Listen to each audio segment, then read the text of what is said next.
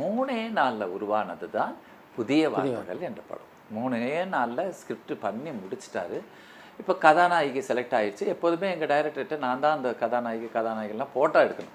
லட்சுமிகாந்தன் உங்களுக்கு தெரியும், லட்சுமிகாந்தன் ஒரு ஃபோட்டோகிராஃபர், அவரை வச்சு எடுக்கணும். கதாநாயகி முடிவாயிடுச்சு, கதாநாயகன் கிடைக்கல.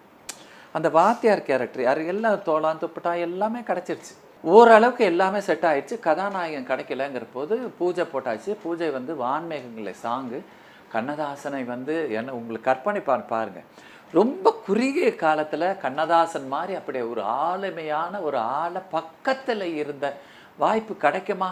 கண்ணதாசனை பாடல்களை கேட்டு கேட்டு மகிழ்ந்து அப்படி வந்து வாழ்க்கையில் நல்லதுக்கும் அவர் தான், கெட்டதுக்கும் அவர் தான், எல்லா சந்தோஷத்துக்கும் அவர் தான், துக்கத்துக்கும் அவர் தான் இருந்த ஒரு கண்ணதாசனை அருகில் இருந்து பார்க்குற வாய்ப்பு கிடச்சிது.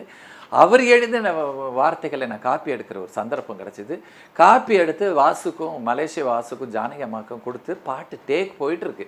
டேக் போயிட்டுருக்க போது டைரக்டர் கூப்பிட்றாரு, நீ வாயா ராஜன் எங்கே இருக்கா அப்படின்னு கேட்டார். நம்ம ஹோட்டலில் தான் சார் டைலாக் எழுதிட்டுருக்காரு அப்படின்னு. நீ ஒன்று செய், லட்சுமிகாந்தனை கூப்பிட்டுக்கிட்டு பாக்கியராஜை கூப்பிட்டுக்கிட்டு நம்ம ஆஃபீஸில் வச்சு ஊர்லேருந்து வந்த ஒரு வாத்தியார் எப்படி இருப்பானோ, கையில் ஒரு பெட்டி, ஒரு பெரிய கண்ணாடி, ஒரு கொடை கொடுத்து ஒரு ஃபோட்டோகிராஃப் எடியா அப்படின்னு.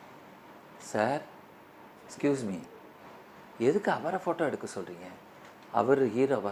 நீ எடியா சொல்கிற, அவர் தான் தெரியும்ல சொன்னான்னா நம்ம அடுத்த நிமிஷம் ஒன்றும் சொல்ல டேக்கை பார்க்குறதா இப்போ இதுக்கு போகிறதா அப்படிங்கிறது விட ஒரே ஃபஸ்ட்டு சாங் ரெக்கார்டிங், அதுக்குள்ளேயே நம்மளை டேக்கு முடிஞ்சு எல்லாரும் ஓகேன்னு கைத்தட்டல் நேரத்தில் இருக்க விடாமல் பண்ணுறாரு. கொஞ்சம் லேசான கோவம். லட்சுமிகாந்தன் வீட்டுக்கு காரை அனுப்பி காரில் ஏறி நேராக அவரையும் கூப்பிட்டுட்டு பாக்கியராஜை பிக்கப் பண்ணி நான் எல்லையம்மன் காலனியில் ஆஃபீஸ் இருந்தது அங்கே வச்சு அவரை ஃபோட்டோகிராஃபை வச்சு என்ன அவருக்கு என்ன, நான் தான் டைலாக் எழுதிட்டுருக்கேன்னா என்ன எதுக்கு இந்த மாதிரிலாம் ஃபோட்டோகிராஃப் எடுக்கல, என்னமோ சொல்கிறாருங்க, நில்லுங்க சும்மா கண்ணாடி போட்டுக்கிட்டு இந்த இது பண்ணுங்க, கொடையை சாட்சி பிடிக்க இப்படிலாம் சொல்லி, அதான் உச்சக்கட்ட வெறுப்பில் ஒருத்த ஃபோட்டோ எடுத்தா எப்படிமா அதுதான் நான் எடுத்தேன். எடுத்தோடனே எடுத்தது முடிஞ்சோடனே இப்போ உடனே அது முடிச்சுட்டு பாக்கியராஜா அனுப்பிட்டு தட்டன்னு வண்டி எடுத்துகிட்டு இங்கே வரப்போ டேக் முடிஞ்சிருச்சு. ஒரு தடவை பாட்டை கேட்கல. எஸ் ராமநாதன் சார் அப்போது இருந்தார்.